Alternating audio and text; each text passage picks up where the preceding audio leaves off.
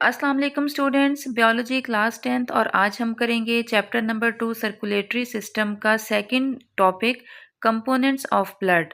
Blood connective tissue की एक type है जिसके सेल्स फ्लूइड मीडियम में प्रेजेंट होते हैं या उसमें सस्पेंड करते हैं। ब्लड ट्रैवल करता है, सर्कुलेट करता है ब्लड वेसल्स में और ब्लड किस दो चीज़ों से मिलकर बना है, प्लाज्मा और ब्लड वेसल से। वन बाय वन हम दोनों को स्टडी करेंगे। पहले है प्लाज्मा।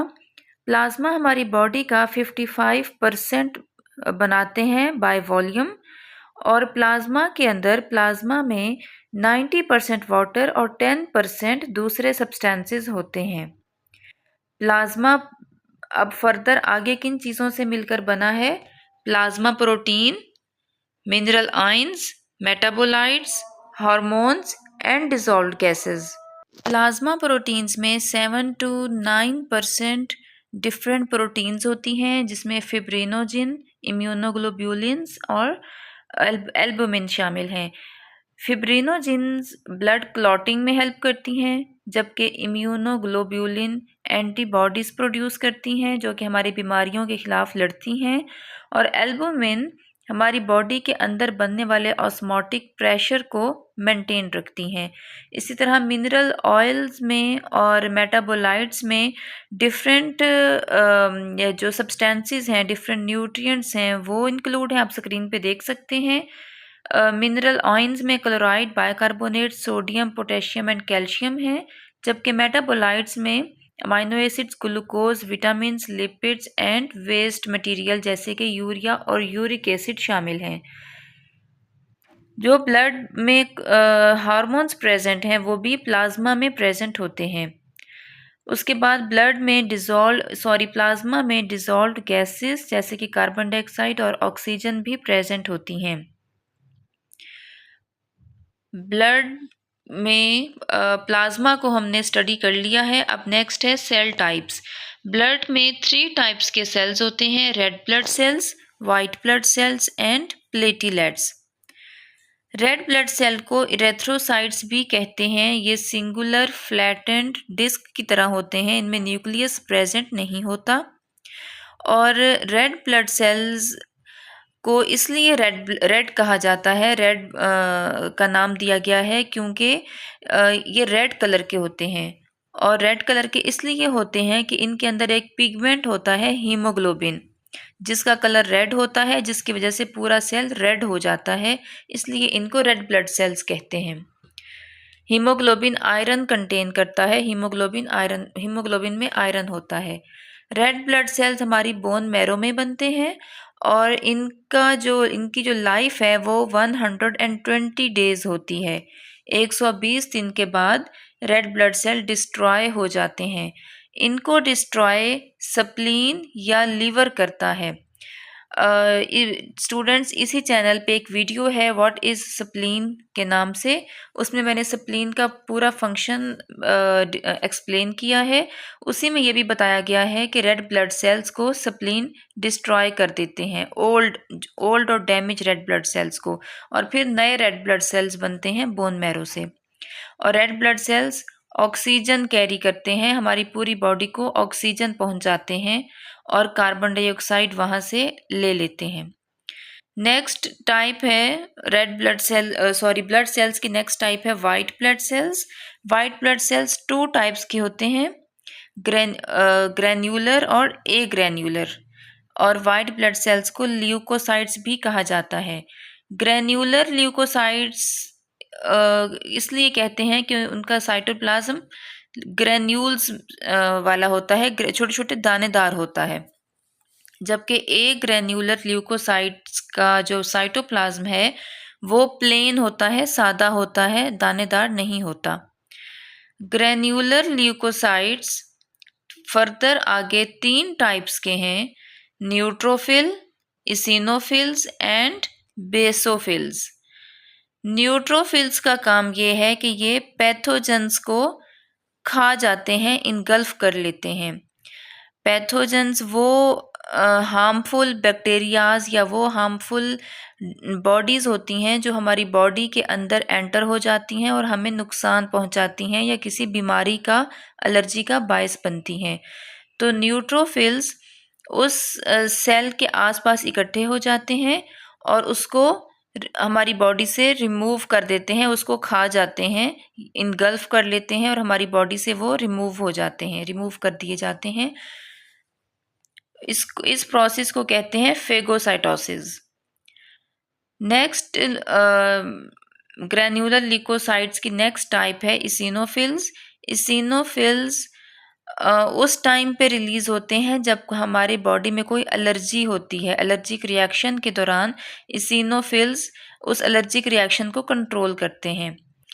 नेक्स्ट है बेसोफिल्स।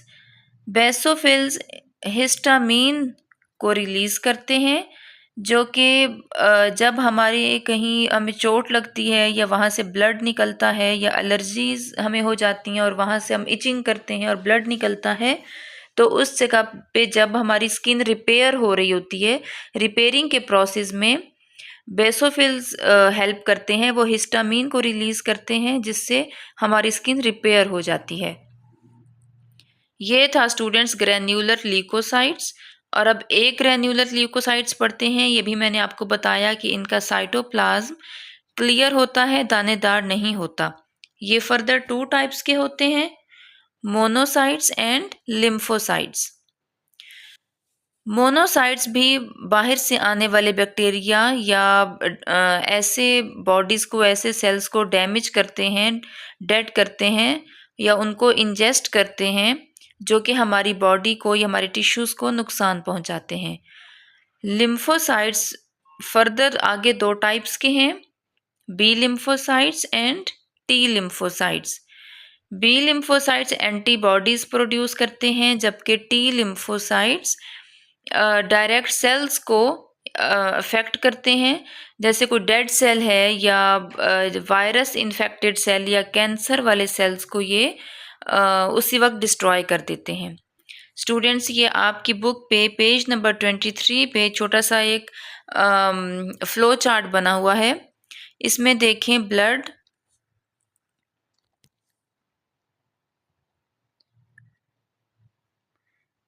इसमें देखें ब्लड की आगे टाइप्स हैं, ब्लड प्लाज्मा और ब्लड कार्पसल्स।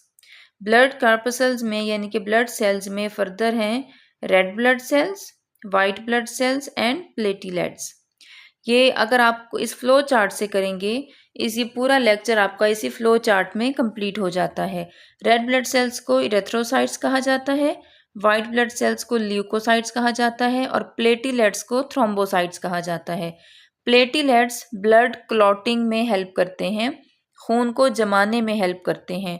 जब हमें कहीं चोट लग जाती है तो हमारा खून बहता है, तो वो प्लेटलेट्स की वजह से बहना रुक जाता है, जम जाता है। अब यहाँ देखें ल्यूकोसाइट्स के आगे फर्दर 2 टाइप्स हैं, granule leucocytes and a granule leucocytes. इसी तरह ब्लड प्लाज्मा में देखें सीरम है और फिब्रिनोजिन है।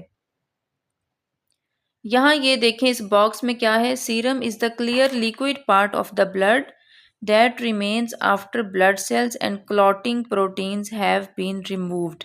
सीरम हमारे ब्लड में प्रेजेंट होता है जो कि प्रोटीन्स जो कि जम जाती हैं खून में उनको रिमूव करता है। नेक्स्ट पेज पे आ जाएं, प्लेटलेट्स। प्लेटलेट्स को थ्रोम्बोसाइट्स भी कहा जाता है और ये ब्लड क्लॉटिंग में हेल्प करते हैं। इनका रोल है ब्लड क्लॉटिंग करना, ब्लड को क्लॉट करना यानी कि खून को जमाना। Bone marrow cells called mega karyocytes form fragments called platelets. हमारे जो बोन मैरो के सेल्स हैं, वो सेल्स जिनको मेगा कैरियोसाइट्स कहा जाता है, वो प्लेटलेट्स बनाते हैं। नेक्स्ट टॉपिक है ब्लड क्लॉटिंग। ब्लड क्लॉटिंग अभी मैंने आपको बताया कहते हैं खून के जमने को। जब हमें कोई चोट लग जाती है या डैमेज हो जाते हैं टिश्यूज़ और उससे कोई एलर्जी हमें हो जाती है और इन रीज़न्स की वजह से ब्लीडिंग स्टार्ट हो जाती है, तो अगर क्लॉटिंग का प्रोसेस ना हो तो ब्लीडिंग मुसलसल होती रहेगी, कभी रुकेगी नहीं और इस तरह हमारी बॉडी से सारा ब्लड जो है वो निकल जाएगा। क्लॉटिंग हमारी बॉडी का बहुत एक इम्पॉर्टेंट पार्ट है, बहुत इम्पॉर्टेंट प्रोसेस है और क्लॉटिंग के बगैर हम सरवाइव भी नहीं कर सकते, क्योंकि चोट तो किसी को भी किसी भी टाइम लग सकती है। तो क्लॉटिंग होगी, अगर हमारे बॉडी में ब्लड में क्लॉटिंग का प्रोसेस होगा तो ही हमारा खून रुकेगा, जमेगा, अदरवाइज़ ये बहता रहेगा। ब्लड क्लॉटिंग के प्रोसेस में जब इंजरी होती है, हमें कोई चोट लगती है, कोई ज़ख़म बनता है, हमारी ब्लड वेसल कोई रप्चर होती है या टिश्यू डैमेज होता है, रप्चर होता है, वहाँ से ब्लड निकलना शुरू हो जाता है, ब्लीडिंग स्टार्ट हो जाती है। उसके आसपास की जो ब्लड वेसल्स हैं वो कंस्ट्रिक्ट हो जाती हैं, श्रिंक हो जाती हैं, ताकि कम से कम ब्लड बाहर निकले, कम से कम ब्लीडिंग हो। प्लेटिलेट्स और फिब्रिनोजिन ये दोनों काम करते हैं क्लॉटिंग के प्रोसेस में। प्लेटिलेट्स जैसे ही ब्लीडिंग होती है और ब्लड वेसल्स श्रिंक हो जाती हैं तो प्लेटिलेट्स रिलीज़ हो जाते हैं, केमिकल सिग्नल्स प्रोड्यूस करते हैं जो कि आसपास के सारे प्लेटिलेट्स को अट्रैक्ट करते हैं और ये तमाम प्लेटिलेट्स उस ब्लीडिंग की जगह पे इकट्ठे हो जाते हैं। जब बहुत से प्लेटिलेट्स वहाँ इकट्ठे हो जाते हैं, स्टिक हो जाते हैं, तो उसके बाद तो ये क्लॉटिंग फैक्टर जनरेट करते हैं, रिलीज़ करते हैं और इसके साथ ही फिब्रिनोजिन भी रिलीज़ होती है, प्रोड्यूस होती है। फिब्रिनोजिन हमने अभी स्टडी किया था कि ये प्लाज्मा प्रोटीन है, ये भी सक्रीट होती है, रिलीज़ होती है और जिस जगह पे इंजरी हुई होती है वहाँ पे ये जाकर ब्लड को क्लॉट करती हैं, ब्लड को बहने से बचाती हैं, ब्लड लॉस होने से बचाती हैं और ना सिर्फ ब्लड को सेव करती हैं, ब्लड को ज़ाया होने से बचाती हैं, बल्कि साथ ही उस टाइम बाहर से अटैक करने वाले वायरस और बैक्टीरियाज़ को भी बॉडी के अंदर एंटर होने के लिए बॉडी के अंदर एंटर नहीं होने देती, उनकी एंट्री को भी स्टॉप करती हैं, रोकती हैं। स्टूडेंट्स, ये था हमारा आज का टॉपिक। नेक्स्ट लेक्चर बहुत इंपॉर्टेंट है। नेक्स्ट लेक्चर में हम हार्ट को कंप्लीट स्टडी करेंगे डायग्राम के साथ। मेरे साथ रहिएगा। Thank you. अल्लाह हाफिज़।